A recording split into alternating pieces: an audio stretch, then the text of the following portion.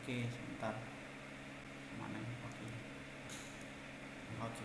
Nah, malam ini Bapak Ibu kita akan belajar satu topik, yaitu kekristenan versus agama-agama lain. Lalu muncul pertanyaan, apakah semuanya itu sama? Ya.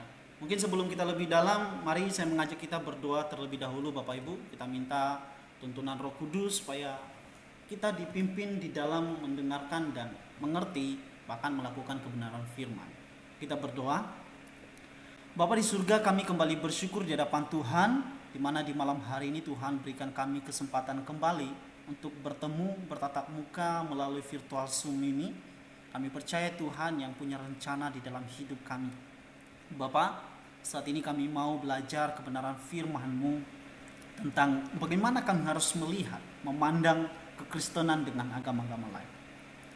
Berikan kami hikmat Tuhan sehingga kami menjadi anak-anak yang bijaksana di dalam bertindak dan menjadi anak-anak yang turut selalu akan Tuhan. Terima kasih Tuhan Yesus, kami serahkan ke dalam tangan Tuhan sepanjang diskusi ini. Kiranya Tuhan Yesus yang selalu kami muliakan. Di dalam nama Yesus Kristus kami berdoa dan mengucap syukur. Amin. Baik Bapak Ibu, hari ini saya mengambil topik kekristenan versus agama-agama lain. Apakah semuanya sama? Saudara, kita merupakan negara yang besar, termasuk negara yang besar di dunia, dan populasi orang pun termasuk nomor 5 atau sekitar segitulah, nomor 5 terbanyak di dunia, ya. Nah, di dalam bangsa Indonesia pun kita terdiri di dalam beberapa suku, bahasa, agama sekalipun, bahkan agama maksudnya. Jadi kita terdiri sebagai masyarakat yang majemuk, ya. Nah, di dalam majemuk ini maka kita harus sebagai orang Kristen, bagaimana kita harus memandang agama-agama yang ada. Setidaknya di Indonesia ada 6 agama, ya, Kristen, Protestan, Katolik, Islam, Konghucu, Buddha, apalagi ya? Konghucu, Hindu, ya betul, Hindu betul, satu lagi Hindu, ya. Dan di luar yang belum diakui ada Yahweh, Saksi Yehova, ada sekte-sekte lain, tapi itu nggak diakui. Yang diakui di Indonesia itu hanya 6, yang itu tadi yang saya sebut, ke Kristen, Katolik, Buddha, Hindu dan sebagainya macam, atau Muslim. Nah, bagaimana kita memandang kita sebagai masyarakat yang majemuk? Apakah kita bersifat eksklusif dan atau sebaliknya kita hanya berpikir bahwa semuanya baik kok, semuanya sama-sama agama itu artinya tidak, agama itu kacau, semuanya mengajarkan ketidakkekacauan, makanya ada agama itu menuntun kita supaya tidak kacau di dalam berbangsa dan bernegara. Kedua, kita sebagai masyarakat yang majemuk, maka kita harus menjunjung tinggi saling toleransi. Itu tidak salah, betul saudara. Bapak Ibu, itu betul, kita saling toleransi, betul. Tetapi bagaimana kita untuk memandang bagian ini? Apakah semuanya sama? Nah, ya, ini menjadi penting saudara. Posisi saudara dan saya, Bapak Ibu dan saya akan ditentukan bagaimana kita bersikap. Apakah kita menjadi orang-orang yang pluralisme, yang menganggap bahwa di Muslim atau Islam juga ada keselamatan kok, ya dengan caranya sendiri. Hindu juga begitu, ya. Jadi sama-sama mengajarkan keselamatan, sama-sama mengajarkan gitu, ya. Nah, ini jelas salah saudara. Maka malam ini saya mencoba untuk kita refleksi hidup atau iman kita, bagaimana kita selama ini. Ya, meskipun saya percaya kita adalah orang-orang yang memang dari kecil mungkin ya sudah didoktrinasi bahwa kekristenan itu berbeda dengan agama-agama lain. Tapi mungkin malam ini saya kembali ngecas kita atau recas kembali, mengingatkan kita bahwa tidak sama semuanya. Nah, mari kita melihat sudut pandang yang umum, pandangan umum di dalam agama-agama yang ada di dunia atau khusus di Indonesia lah, ya. Nah, persamaan umumnya adalah pada dasarnya semua agama di dunia mengajarkan tentang kebaikan dan hal-hal yang berkaitan dengan moral atau etika, attitude di dalam bermasyarakat. Ini jelas Kristen juga mengajarkan hal yang sama. Semua agama ini mengajarkan hal yang sama. Kalau kita hanya memandang sebatas di sini, maka jelas kita akan mengatakan bahwa semua agama di dunia itu sama. Ya. Kalau ya kita hanya memandang sebatas attitude, sebatas moral, sebatas etika, bahkan ada yang lebih ekstrim, saudara. Beberapa agama lain seperti Hindu, ya, bagaimana mereka untuk bisa kadang-kadang menyiksa diri, ya, supaya mereka tidak keinginan dagingnya itu terlepas di dalam dirinya, ya. Jadi terlalu ekstrim bagi beberapa agama yang lain untuk bagaimana mereka menunjukkan bahwa mereka lebih beda dengan agama lain di dalam hal-hal melepaskan kedagingan ini, keinginan-keinginan duniawi ini, ya.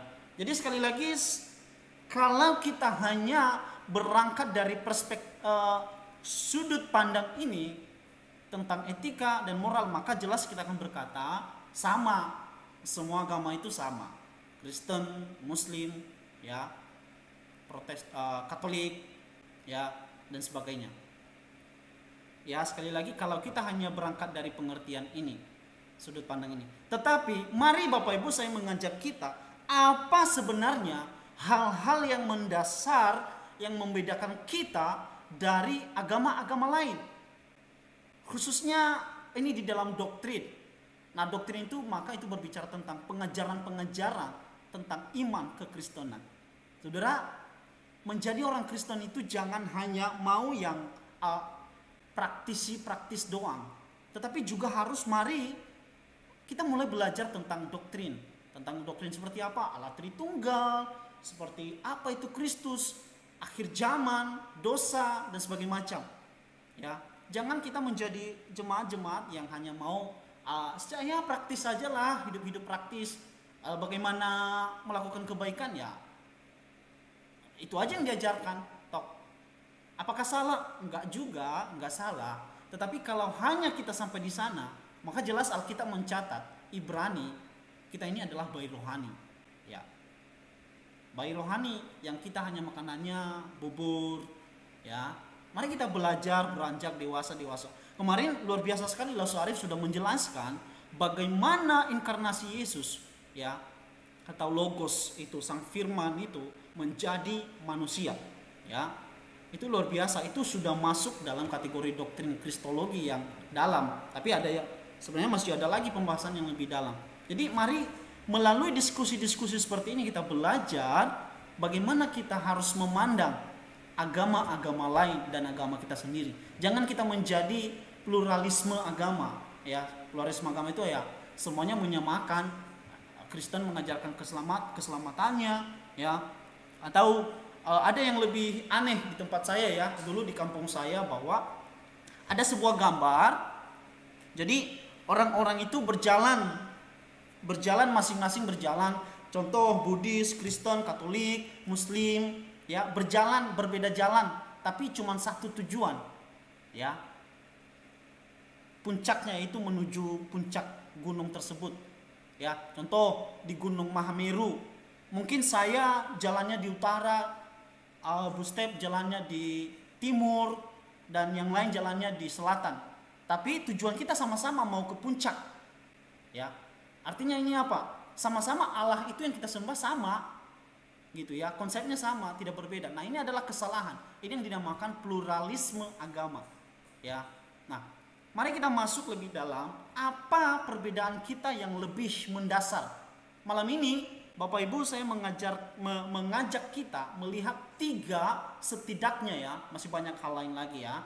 Setidaknya ada 3 hal mendasar yang membedakan kita dengan agama-agama lain. Apa itu? Ya, perbedaan yang fundamental. Yang pertama adalah Kristen percaya bahwa Yesus adalah Tuhan atau Allah yang menjelma menjadi manusia atau inkarnasi. Kemarin Laus Arif sudah menjelaskan lebih mendetail ini. Saya pikir saya nggak perlu jelaskan lagi, ya, bagaimana sang logos itu yang adalah Allah pada mulanya, kekal adanya, menjadi manusia, ya. Berfirmanlah Allah di di dalam Kejadian dikontraskan oleh si Yohanes, Rasul Yohanes, ya.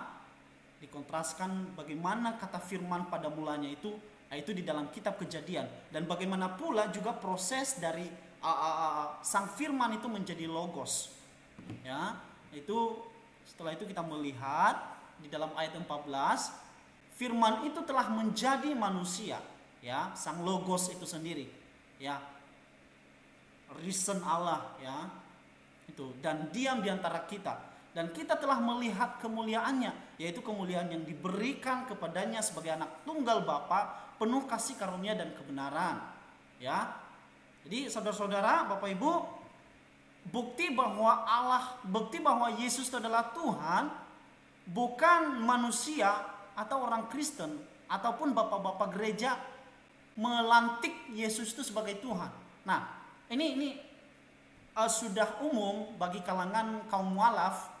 Ya, kemarin juga Los Arif sempat singgung, sudah umum bagi khususnya yang non-Kristen mengatakan bahwa Yesus itu sebenarnya bukan Tuhan, cuman manusia saja yang menuhankan Yesus. Yaitu kapan? Pada tahun 325 Konsili Nisea. Ya, nah ini adalah kesalahan yang fatal, Bapak Ibu. Konsili Nisea itu nggak ada hubungannya dengan Yesus itu menjadi Tuhan. Yesus itu sudah jadi Tuhan dari sananya, dari kekekalan sampai kekekalan. Ya. Lalu mengapa ada Nisea atau Konsili Nisea? Itu mau menegaskan bahwa Yesus itu adalah Tuhan. Karena waktu itu banyak ajaran-ajaran sesat seperti Sabellius, ya, Praxeas, ya, banyak lagi orang-orang yang menyangkal bahwa Yesus itu memiliki dua natur, yaitu Allah yang sempurna dan manusia yang sempurna. Mereka hanya menerima salah satu dari natur Yesus tersebut, ya. Jadi mereka nggak menganggap bahwa Yesus itu adalah Tuhan. Oleh sebab itu dilakukanlah konsili seperti itu. Ya, tepat pada waktu itu 325 Masehi, abad-abad mula-mula, yaitu di Konsili Nisea, yang sering disebut Konsili Nisea. Jadi itu bukan mau melantik Yesus sebagai Tuhan, tidak. Kita percaya Yesus itu adalah Tuhan sudah dari sananya. Ada bukti dasar dari Alkitab. Malam ini saya akan tunjukkan setidaknya 3 bukti. Yang pertama dari kesaksian Alkitab. Ya, ini dari Injil Yohanes. Lalu ayat-ayat yang lain yang menyatakan bahwa Yesus adalah Tuhan. Thomas menjawab Yesus, "Ya Tuhanku dan Allahku." Nah, ini jelas bagaimana kisah ini ketika Yesus, ya, bangkit dari kubur dan si Thomas nggak percaya. Thomas, ya, Bapak Ibu mungkin kenal, tahulah cerita ini. Thomas meragukan. Thomas yang skeptis itu ragu bahwa Yesus itu manusia adalah Tuhan. Sehingga dia, "Mana tanganmu? Saya mau cucukkan tangan saya di telapak tanganmu yang sudah tertusuk paku tersebut." Nah, barulah si Thomas mengakui bahwa, "Ya Tuhanku dan Allahku." Ini jelas, saudara. Jelas bahwa Yesus itu adalah Tuhan dan Allah. Ya. Yesus enggak mengatakan betul secara eksplisit atau secara langsung, "Sembah aku, akulah Tuhan." Enggak. Dan juga Yesus tidak menyangkal bahwa dia Tuhan. Yesus tidak menolak penyembahan dari para pengikutnya, khususnya ke-12 muridnya. Ya, ini contohnya yang jelas murid yang bersama-sama dengan Tuhan Yesus, yaitu Thomas. "Ya Tuhanku dan Allahku." Dia percaya bahwa Yesus adalah Tuhan dan Allah. Lalu kemudian di mana percakapan ini, "Kalian menyebut aku guru dan juga Tuhan." Itu tepat karena aku, ya, memang guru dan Tuhan, gitu, ya. Jadi sekali lagi Yesus tidak menolak perkataan ini, tidak menolak penyembahan ini, dan tidak menyangkal keaslian ini bahwa dia itu adalah Tuhan. Ya, ini ayat-ayat ini jelas menunjukkan bahwa Yesus itu adalah Tuhan. Ya. Kemudian banyak lagi di dalam Injil Yohanes, ya, dan 1 Yohanes 5 ayat 20 ini sudah jelas, saudara. Dan kita tahu bahwa anak Allah, ya, yaitu Yesus maksudnya, ya, telah datang dan telah memberikan pengertian kepada kita supaya kita dapat mengenal Dia yang benar. Nah, maksudnya ini sedang mau mengcounter kata Yesus, barang siapa yang percaya kepadaku, barang siapa yang melihat Yesus, maka dia melihat Bapa. Ya, ketika si Filipus bertanya, di manakah Allah itu? Siapa Allah itu? Tunjukkan kepada kami. Ya, maka Yesus berkata, wah, kacau kamu. Kamu mau melihat Bapa, padahal kamu bersama-sama dengan aku. Tidakkah kamu melihat Bapa itu di dalam aku? Nah, justru makanya si Rasul Yohanes kembali menegaskan di dalam suratnya kepada ke-12 suku perantauan, ya, jemaat di dalam perantauan, ya. Dia jelaskan bahwa, dan kita tahu bahwa anak Allah Yesus Kristus maksudnya telah datang dan telah sang logos, ya, dan telah memberikan pengertian kepada kita supaya kita dapat mengenal Dia yang benar. Ya, yang benar itu siapa? Allah. Dan kita ada di dalam Dia yang benar, ya, dalam anaknya, ya, di dalam Yesus Kristus. Dialah Allah yang benar dan hidup yang kekal. Jadi jelas Bapak Ibu, Yesus itu adalah Tuhan dan Allah, ya. Yesus adalah Tuhan. Bukan manusia atau bukan orang Kristen yang menuhankan Yesus, tetapi memang Yesus itu adalah Tuhan yang sejati, ya.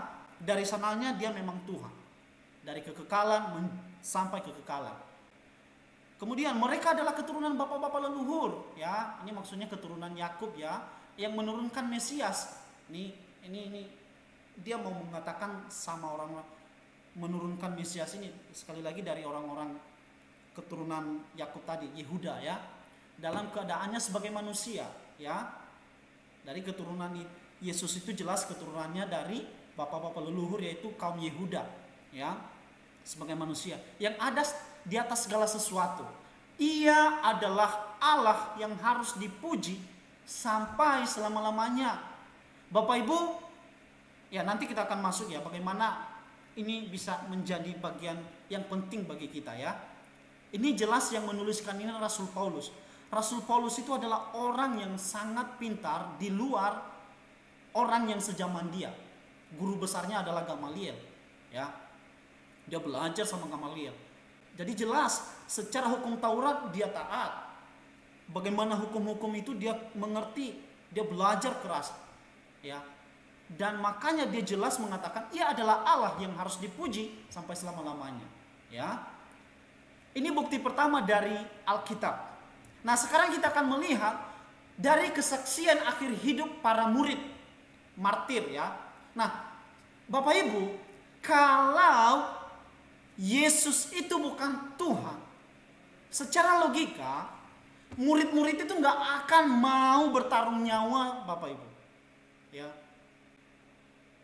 Ada yang mati tersalib terbalik, ada yang mati salib X, ya.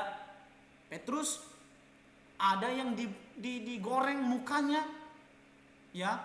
Ada yang ditusuk Yakobus pakai pedang, hanya untuk membela iman, hanya untuk menegaskan bahwa oh, Yesus itu adalah Tuhan, Yesus adalah Allah, ya. Allah yang mengambil rupa manusia, sang logos itu, ya. Logos itu menjadi manusia, ya. Jadi para murid ini adalah orang-orang yang sebenarnya orang Yahudi yang tidak gampang percaya bahwa Yesus Allah itu bisa menjadi manusia, ya. Tetapi sepanjang perjalanan mereka mengikut Yesus, maka mereka pun percaya. Dan sampai di detik akhir hidup mereka, sampai Yesus terangkat dan mereka bersaksi kepada para orang-orang bahwa Yesus adalah Tuhan. Sampai penganiayaan-penganiayaan mereka hadapi, saudara. Nah, ini jelas dari kesaksian para murid yang menjadi martir ini cukup membuktikan bahwa Yesus adalah Tuhan, ya. Ini bukti kedua. Lalu bukti yang ketiga yang tidak ada dari orang lain, ya, yaitu dari kesaksian hidup Tuhan Yesus Kristus sendiri. Nah, ini Bapak Ibu, saya harus jujur, bagian ini saya mengambil kemarin pas saya belajar apologet sama Bapak Bejoli, ya. Mungkin kalau Bapak Ibu yang sempat ikut kemarin pasti tahulah ini, ya. Nah, yang pertama, awal yang luar biasa Ya, jelas Tuhan Yesus itu lahir dari perawan Maria, gitu. Tanpa ada campur tangan manusia. Ini awal yang luar biasa. Ada orang yang seperti ini? Enggak ada. Ya, agama lain enggak ada seperti ini. Awal yang luar biasa. Kelahiran dari seorang perawan Maria. Kelahiran ini pun sudah ribuan tahun dinubuatkan, ya, oleh Musa akan ada seorang dari kalangan seperti kamu akan menjadi raja. Ya, nanti Ulangan saya bacakan deh, biar enggak saya lupa kemarin cantumin ayatnya. Ulangan 18 ayat 18. Ya. Ulangan 18 ayat 18. Ya. Sebentar Bapak Ibu. Ulangan 18 ayat 18 dikatakan demikian, seorang nabi akan kubangkitkan bagi mereka dari antara saudara mereka, seperti engkau ini. Aku akan menaruh firmanku dalam mulutnya, dan ia akan mengatakan kepada mereka segala yang kuperintahkan kepadanya. Jelas nubuat ini kepada Tuhan Yesus, bukan kepada yang lain. Meskipun ada agama lain yang mengklaim bahwa ini untuk nabi mereka atau untuk Nabi Muhammad. Ya. Jadi ini jelas dari antara kaummu. Nah, kalau dari antara, maka itu tidak akan keluar dari kaum orang Yehuda, ataupun tidak akan keluar dari orang Israel, keturunan Israel. Nah, sepanjang sejarah Nabi itu tidak pernah di luar orang Israel, hanya di dalam orang Israel. Enggak ada tuh dari orang Arab, ya, dari Alkitab, ya, cerita Alkitab. Jadi jelas pasal Ulangan 18 ayat 18 ini ditujukan kepada Tuhan Yesus, ya. Kemudian perkataan yang luar biasa, ya, sekali lagi ini saya ambil kemarin pas belajar apologet sama Pak Bejolia, yaitu 7 perkataan akulah, ya. Apa sih akulah itu? Dalam Injil Yohanes, akulah pintu, akulah kebangkitan, ya. Akulah roti hidup, akulah gembala yang baik, ya. Akulah jalan hidup dan kebenaran, gitu ya. Kalau Yesus bukan Tuhan, tidak mungkin dia akan mengatakan akulah jalan hidup dan kebenaran. Enggak ada tuh sepanjang Nabi Yesaya, Nabi Yeremia, enggak ada. Dan nabi-nabi lain di luar Alkitab. Enggak ada. Ya, ikutlah aku, gitu ya. Akulah gembala yang baik mendengarkan domba-dombanya. Akulah roti hidup.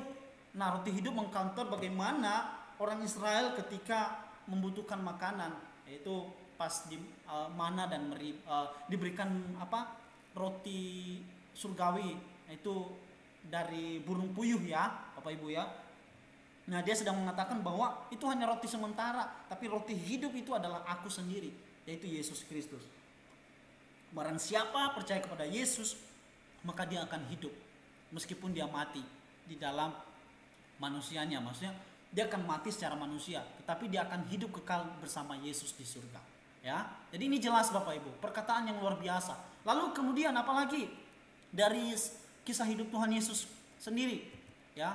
Perbuatan yang luar biasa, mujizat dan hidup tanpa dosa. Jelas Yesus adalah satu-satunya manusia di dunia yang tanpa dosa, ya. Semua manusia termasuk Bunda Maria, ya. Karena nanti kalau kita belajar lebih dalam, ada yang berkata bahwa Maria itu suci, ya. Tapi itu kita nggak bahas lah, ya. Perbuatan yang luar biasa, mujizat dan hidup tanpa dosa. Bagaimana Tuhan Yesus, ya, memberi makan 5.000 orang, ya, dengan 5 roti dan 2 ikan. Itu luar biasa, saudara, ya. Bagaimana Yesus menyembuhkan orang hidup, menyembuhkan orang sakit, orang lumpuh, orang tuli, orang buta. Bagaimana Yesus membangkitkan Lazarus yang sudah meninggal beberapa hari, ya. Itu jelas kalau bukan Tuhan, maka perbuatan seperti itu dia mustahil untuk lakukan, ya. Kemudian apalagi akhir yang luar biasa. Nah, ini jelas Al-Quran pun mencatat seperti ini, saudara, ya, bahwa Yesus itu bangkit, gitu loh, dan naik ke surga. Nah, akhir yang luar biasa, bangkit dari kematian dan naik ke surga. Gak ada seorang pun manusia seperti Yesus yang mati lalu bangkit lagi. ada memang si Lazarus, tapi mati lagi, nggak naik ke surga. Ya, itu jelas Bapak Ibu ya. Akhir yang luar biasa. Jadi ini cukup membuktikan bahwa Yesus adalah Tuhan. Ya, itu perbedaan pertama ya. Kita percaya Yesus adalah Tuhan. Lalu perbedaan yang kedua, kekristenan percaya, oh ya, kalau agama lain paling percaya bahwa Yesus itu sebagai nabi, sebagai orang baik, ya sebagai teladan masyarakat lah gitu, patut dicontoh, tapi bukan Tuhan. Ya, saksi Yehova pun begitu, bukan Tuhan. Ya, jadi jelas ya, ini membedakan kita, ini dasar yang membedakan kita dengan agama lain tentang Yesus. Orang Kristen percaya bahwa Yesus adalah Tuhan dan Allah. Lalu kedua, Kristen percaya bahwa Allah mencari manusia. Nah, ini menarik Bapak Ibu. Agama yang lain tidak demikian. Mereka percaya manusia yang mencari Allah melalui apa? Beramal, berbuat baik, meditasi atau bertapa, ataupun puasa dan sebagainya macam. Ya, ini jelas Bapak Ibu. Ya, agama lain tidak sedemikian, tidak memandang seperti Kristen. Kristen percaya bahwa Allah mencari manusia. Ada buktinya di dalam Alkitab, mari kita cek. Nah, bukti Allah mencari manusia yaitu peristiwa kejatuhan manusia dalam dosa. Di sini berbicara siapa mencari siapa. Ya, sekali lagi, peristiwa kejatuhan manusia dalam dosa, maka di sini berbicara tentang mencari siapa. Siapa mencari siapa? Jelas Tuhan mencari manusia, bukan manusia yang mencari Allah. Ya, ketika mereka mendengar bunyi langkah Tuhan Allah yang berjalan-jalan dalam taman itu pada waktu hari sejuk, bersembunyilah manusia dan istrinya itu terhadap Tuhan Allah di antara pohon-pohon dalam taman. Tetapi Tuhan Allah memanggil manusia itu dan berfirman kepadanya, "Di mana engkau?" Jelas di sini Allah sendiri yang mencari manusia. Ini adalah dasar doktrin atau pengajaran dari kekristenan bahwa Allah yang mencari manusia dan bukan sebaliknya. Ya. Kemudian sebab anak manusia datang, maksudnya Yesus ya. Sebab anak manusia datang untuk mencari dan menyelamatkan yang hilang. Ini jelas. Yesus datang itu mencari kita yang terhilang. Kemudian yang hilang akan kucari, yang tersesat akan kubawa pulang, yang luka akan kubalut, yang sakit akan kukuatkan, serta yang gemuk dan yang kuat. Jadi tidak hanya yang hilang, tidak hanya yang sakit, yang gemuk pun dipelihara. Serta yang gemuk dan yang kuat akan kulindungi. Aku akan menggembalakan mereka sebagaimana seharusnya. Ini Nabi Yeskiel. Ya, jadi Allah sendiri yang mencari manusia. Nah, ayat yang lebih jelas lagi adalah kitab Roma. Ya, kitab Roma jelas mencatat begini. Tidak ada seorang pun yang berakal budi. Tidak ada seorang pun yang mencari Allah. Wow. Jadi ketika manusia jatuh di dalam dosa, itu secara otomatis mereka meninggalkan Allah. Tidak pernah berpikir di mana Allah itu. Ya. Tidak seorang pun mencari Allah. Nggak ada yang mencari Allah. Tetapi Allah sendiri yang mencari manusia. Ya, ini bukti bahwa kita berbeda dengan agama lain, yaitu Allah mencari manusia. Lalu bagaimana kalau ada ayat yang mengatakan carilah wajah Tuhan selagi ia berkenan, ya, ku cari wajah Tuhan siang dan malam. Nah, Bapak Ibu, berdasarkan pengajaran Kristen, ya, atau kalau kita golongan Reform, kita percaya bahwa orang yang sudah jatuh di dalam dosa mustahil akan mencari Allah. Tetapi manusia akan mencari Allah ketika dicelikkan matanya, mata rohaninya, dihidupkan kembali atau lahir barukan, dilahir barukan. Ya, orang yang sudah mati secara otomatis itu tidak bisa hidup dan merasakan apa-apa. Ya, manusia ketika jatuh dalam dosa itu mati rohani, ya, dan tidak mengerti apa-apa tentang Tuhan. Ya, jadi jelas Tuhan yang menghidupkan kita, dan ketika Tuhan menghidupkan kita, maka Tuhan kembali memberikan tanggung jawab bagi kita untuk mencari Allah. Ya, dan mencari Allah di sini bukan dalam artian supaya mencari keselamatan. Tidak. Ya, mencari Allah merupakan bentuk tanggung jawab kita bagaimana kita harus membangun relasi kita kepada Allah yang telah memberikan hidup bagi kita. Ya. Jadi prinsipnya adalah manusia ketika jatuh dalam dosa itu tidak mencari Allah, tetapi Allah sendiri yang mencari manusia. Ya. Lalu ketika manusia dihidupkan kembali oleh Allah, maka Allah sendiri memberikan tanggung jawab bagi manusia untuk mencari Dia. Ya. Jadi ini jelas Bapak Ibu. Ya. Yang membedakan kita itu jelas.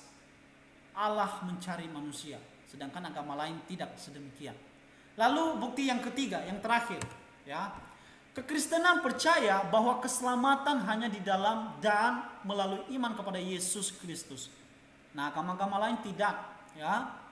Percaya bahwa keselamatan hanya melalui perbuatan atau iman percaya plus perbuatan baik. Nah, ini nih kalau kita masuk plus perbuatan baik ini nanti kita masuk ke Katolik. Ya, Katolik itu begini prinsipnya. Katolik itu percaya Yesus selamat, tapi jangan lupa berbuat baik juga. Plus perbuatan baik kita. Nah, bagaimana dengan Kristen? Nanti kita akan melihat. Nah, jadi prinsip dalam agama lain bahwa perbuatan baik manusia memiliki andil untuk membawanya ke surga. Ya. Jadi masing-masing manusia itu menjadi Tuhan di dalam dirinya untuk menyelamatkan dirinya. Contoh seperti ajaran Buddhis, ya. Di dalam ajaran Buddhis itu sering dikatakan menuju nirvana, ya. Jadi ada suatu keadaan pencerahan di mana seseorang menemukan kebenaran hidup. Karena itu dibebaskan untuk hidup dalam kehidupan yang tenang. Jadi dia sendiri yang menyelamatkan dirinya, ya. Kemudian ada 4 kebenaran utama dan 8 jalan mulia yang harus manusia tempuh, ya, yaitu semua yang hidup adalah penderitaan, ya, itu kebenaran utama di dalam ajaran Buddhis. Duka, ya, disebabkan tanha, ya, penderitaan itu disebabkan oleh kedagingan kita, ya, itu kebenaran utama dari mereka. Nah, bagaimana kita untuk melepaskan dari situ? Maka kita harus memiliki pandangan yang benar, sikap mental yang benar, ucapan yang benar, perbuatan yang benar, ya, dan sebagainya macam, ya. Oleh karena itu, orang tersebut tidak membutuhkan orang yang lebih kuat dari dia. Di dalam ajaran mereka percaya bahwa setiap orang itu memiliki potensi untuk menjadi Tuhan di dalam dirinya sendiri, ya. Jadi mereka percaya bahwa seseorang itu bisa seperti pengikut guru mereka, yaitu Siddhartha Gautama, ya, atau si Gautama, ya. Bagaimana contoh-contoh yang diberikan si Gautama, ya. Jadi mereka harus melakukan hal yang sama, bertapa ya, membuang hawa nafsu dan sebagainya macam. Nah, jadi mereka percaya bahwa di dalam diri mereka itu ada sesuatu kekuatan untuk bisa menyelamatkan diri mereka. Tetapi Kristen tidak. Kalau tidak melalui iman kepada Yesus, maka tidak bisa selamat. Dan tidak juga ditambah dengan perbuatan, ya. Jadi bagaimana kita sebagai orang Kristen? Iman tanpa perbuatan mati dong. Nah, jadi maksudnya begini. Maka iman itu tidak dipengaruhi oleh perbuatan, karena iman itu diberikan oleh Allah sendiri. Ketika kita berbuat baik, karena memang Tuhan merancang kita dari semula. Nanti kalau kita melihat di dalam Efesus, ya, Efesus pasal 2 ayat 8 sampai 9, sebab karena kasih karunia kamu diselamatkan oleh iman. Itu bukan hasil usahamu sendiri, ya. Tetapi pemberian Allah. Itu bukan hasil pekerjaanmu. Jangan ada orang yang memegahkan diri, ya. Ayat 10, supaya kita melakukan hal yang baik yang telah ditentukan oleh Allah, ya. Saya coba baca ayat 10-nya, Efesus pasal 2 ayat 8.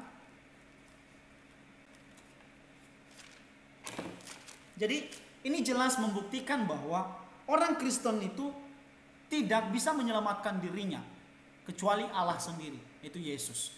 Beriman kepada Yesus dan juga bukan karena perbuatan. Lalu perbuatan itu bagaimana? Ya. Efesus 2 ayat 8 sampai Efesus 2 ayat 10. Karena kita ini buatan Allah diciptakan dalam Kristus Yesus, ya, untuk melakukan pekerjaan baik. Jadi untuk itulah kita diciptakan, ya. dipulihkan kembali gambar Allah itu, ya, di dalam Kristus, diciptakan di dalam Kristus. Kemarin Rasul Arif sudah menjelaskan itu.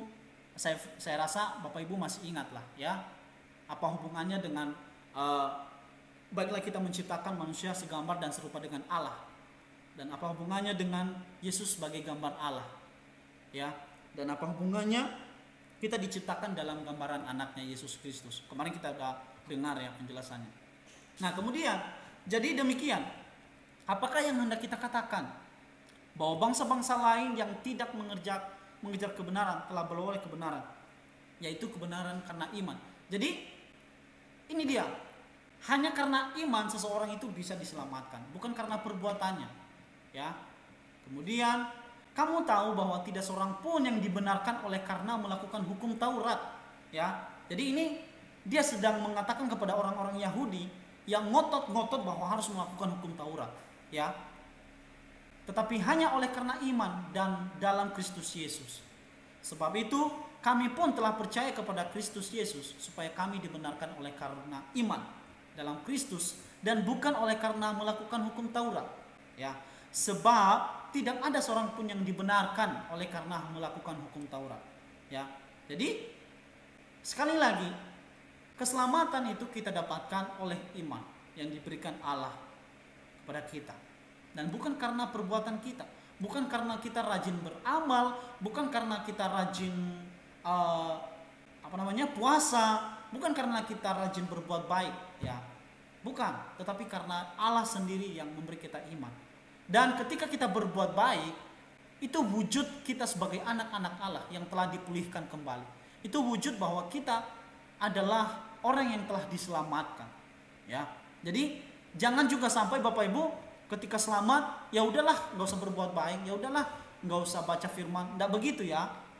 Jadi jelas Yakobus mengatakan bahwa iman tanpa perbuatan pada hakikatnya adalah mati, ya. Jadi itu sejalan.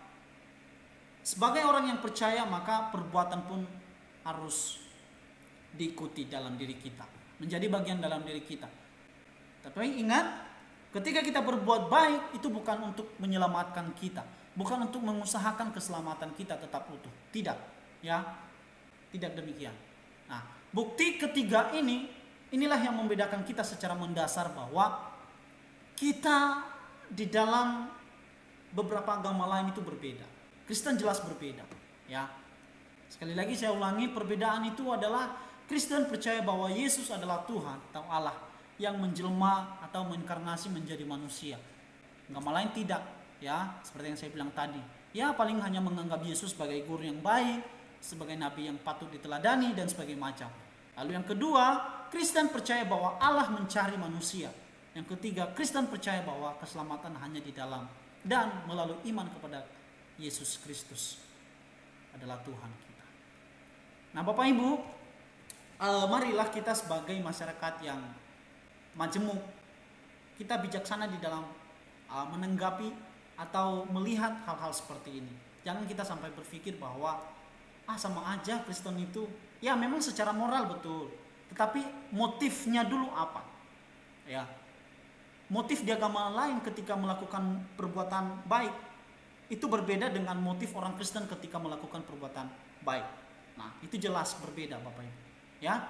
Jadi kita jangan menjadi eksklusif. Kita tetap menjadi masyarakat yang toleran dan menghargai kepercayaan mereka, tetapi kita juga jangan sampai larut di dalamnya dan sehingga kita mengatakan bahwa semuanya sama-sama saja.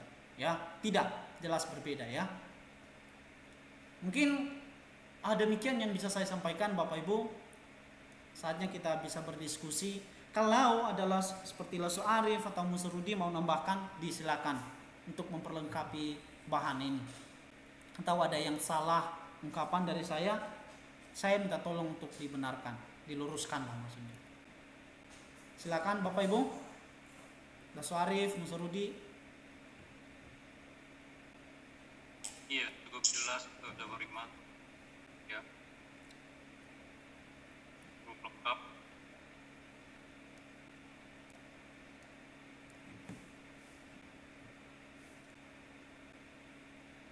Ya, cukup. Cukup? Suarif ada tambahan Suarif?